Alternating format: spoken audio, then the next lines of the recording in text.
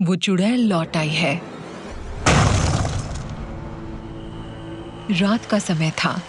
अंधेरे के बीच राजन काम से अपने घर को लौट रहा था और बहुत जोर की बारिश हो रही थी,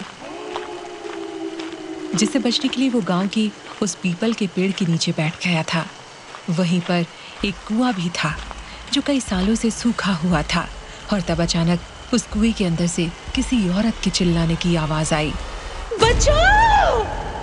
बचाओ! बचाओ!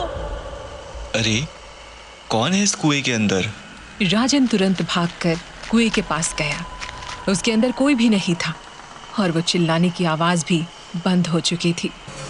और तभी उसे पीछे से किसी ने आवाज लगाई, राजन, ओ राजन। राजन ने जैसे ही घूम कर देखा तो पीपल के पेड़ पर एक चुड़ैल उल्टी लटकी हुई थी, जिसे देख राजन के पैरों तले जमीन खिसक गई और वो डर से कांपने लगा था। चुड़ैल, आजा, मेरे पास आजा, तुझे लेकर चलूं अपने संग। तेरे खून को पीकर बुझाऊं मैं अपनी प्यास। नहीं नहीं नहीं नहीं, मुझे जाने दो। मेरे बीवी बच्चे हैं, मेरे बिना उनका क्या होगा? ये जालिम दुनिया उनका फायदा उठा लेगी। मुझे मत मारना चुड़ैल। काफी दिन हो गए थे किसी का खून नहीं पिया, कोई तो हाथ लगा मेरे। इतना बोलकर वो चुड़ैल उड़ती हुई राजन के पास आई और उसे पकड़कर कुएं के अंदर ले गई, जहां जाकर उसने राजन के गले में अपने लंबे लंबे दांत गड़ाकर उसके खून को चूस लिया। वो अपने हाथ पैरों को छटपटाता रहा, चीखता रहा, चिल्लाता रहा, लेकिन उसे जान नहीं बच सकी। और फिर उस चुड़ैल ने खून चूसने के बाद राजन के शरीर को अपने पीपल के पेड़ में टांग दिया था, जैसे वह दूसरे लोगों को मारकर 50 साल पहले टांगा करती थी। और यूं ही बादलों के बरसते बरसते सुबह हो गई और तब उस रास्ते से एक व्यक्ति की नजर पीपल के पेड़ पर टंगी राजन की लाश के ऊपर पड़ी। वो घबरा कर वहां से भाग गया और गांव में जाकर चिल्ला चिल्ला कर सबको बताने लगा, सभी लोग सतर्क हो जाओ, पीपल के पेड़ की चुड़ैल लौट आई है। 50 साल के बाद उसकी जंजीरों को किसी ने खोल दिया है। वो लौट आई है, किसी को नहीं छोड़ेगी। पूरा गांव वीरान हो जाएगा। रात होते ही कोई भी अपने घर से बाहर मत निकलना। पीपल के पेड़ में राजन की लाश लटकी है। राजन की मृत्यु के बाद पूरे गांव में डर का माहौल बन गया था, क्योंकि करीब 50 साल के बाद पीपल के पेड़ की चुड़ैल लौट आई थी, जो कि उस गांव के ऊपर श्राप थी, क्योंकि पहले वह औरत गांव में काला जादू किया करती थी और गांव की छोटी छोटी बच्चियों को मारकर उनकी बलि दिया करती थी।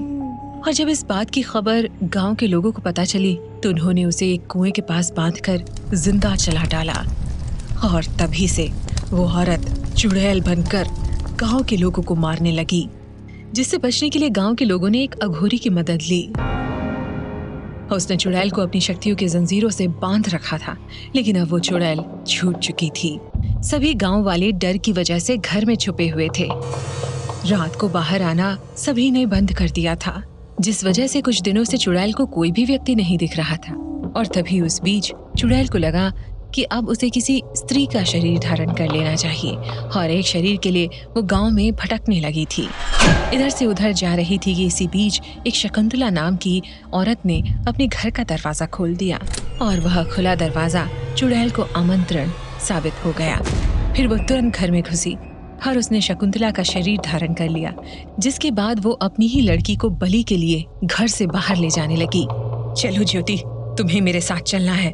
लेकिन माँ, कल रात को ही राजन अंकल को चुड़ैल ने मारा है और रात को बाहर जाना ठीक नहीं है। हम कहाँ जा रहे हैं? हम मंदिर जा रहे हैं, तुम चलो मेरे साथ। फिर शकुंतला के भीतर वो चुड़ैल जबरदस्ती ज्योति को उठाकर अपने साथ पीपल के पेड़ की ओर ले जाने लगी। माँ, आप मुझे ये पीपल के पेड़ की ओर क्यों लेकर जा रही है? मुझे डर लग रहा है माँ, रुकिए। आज तेरी बलि चढ़ेगी। आज तेरे धड़ को सर से अलग करके उसका खून चूसूंगी। माँ नहीं, माँ आप क्या कर रही हैं? तेरी माँ नहीं, चुड़ैल हूँ मैं।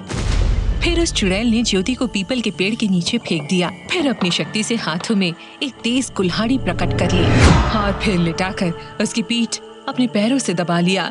ज्योति छटपटाने लगी तो चुड़ैल ने ज्योति की गर्दन को काटने के लिए कुल्हाड़ी को पीछे की ओर किया। फिर जैसे ही वार करने लगी तो अचानक से पीछे से एक अघोरी ने कुल्हाड़ी को अपने मजबूत हाथों से रोक दिया। मेरे होते हुए तू इस बच्ची को हाथ भी नहीं लगा सकती। कौन है तू? बता, कौन है तू? कहाँ से आई है तू? क्यों इस बच्ची को मारना चाहती है? तब चुड़ैल के हाथ से कुल्हाड़ी छूटकर जमीन पर गिर गई। अघोरी, तू ही मरेगा मेरे हाथ से। चला जा यहाँ से, वरना इस लड़की के साथ तेरी भी बलि दे दूंगी। तुरंत उस अघोरी ने अपने काले रंग के झोले से राख निकालकर शकुंतला के चेहरे पर फेंकी और राख पड़ते ही वो चुड़ैल तड़पने लगी। शकुंतला के अंदर से उसकी आत्मा बाहर निकल गई। तो चुड़ैल को मैंने पहले भी अपने कैद में किया था। इस बार मैं तेरा अंत ही कर दूंगा। तू क्या मेरा अंत करेगा अघोरी? अब मैं तुझे खत्म करती हूँ।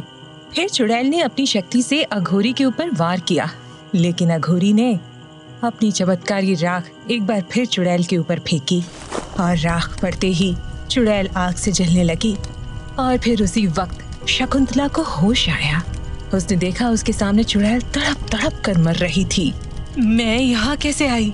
बेटा, इस चुड़ैल ने तेरे शरीर में प्रवेश कर लिया था और तेरी बेटी को बलि के लिए तेरे ही हाथों मारने के लिए यहाँ लाई थी। आपका बहुत बहुत धन्यवाद बाबा।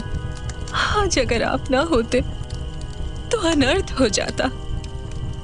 और देखते ही देखते आग ने चुड़ैल को वहीं खत्म कर दिया और उसकी आत्मा को मुक्ति मिल गई और गांव वालों को उस चुड़ैल से, जिसके बाद शकुंतला अपनी बेटी को लेकर घर चली गई और उस रात के बाद पूरा गांव हंसी खुशी अपना जीवन बिताने लगा।